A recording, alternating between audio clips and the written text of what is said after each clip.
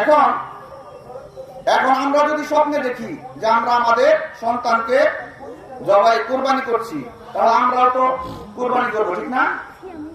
ঠিক না? আমরা আমাদের পুত্রকে আল্লাহ যদি স্বপ্নে দেখায় কুরবানি করবো তো নাকি জবাই করবো? নাউযুবিল্লাহি মিন যালিক, না, কখনো না। তার কারণ নবীদের স্বপ্ন ওহী, নবীদের স্বপ্ন ওহী।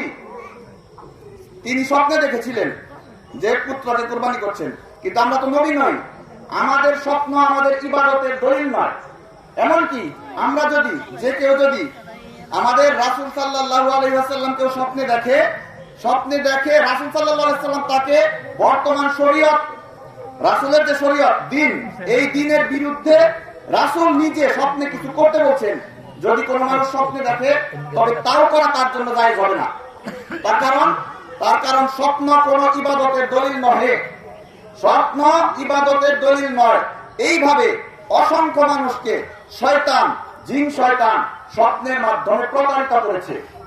তাদের হৃদয়ের কিংবা মস্তিষ্কের অন্ধকার ঘরে শয়তান তাদেরকে পথভ্রষ্ট করেছে স্বপ্নের মাধ্যমে। তারা অনেকে নিজেকে নবী দাবি করেছে, অনেকে নিজেকে মাহদী দাবি করেছে, অনেকে নিজেকে অনেক কিছু দাবি করেছে, অনেকে অনেককে হত্যা পর্যন্ত করেছে এই স্বপ্নে আদেশ প্রাপ্ত হবার মাধ্যমে।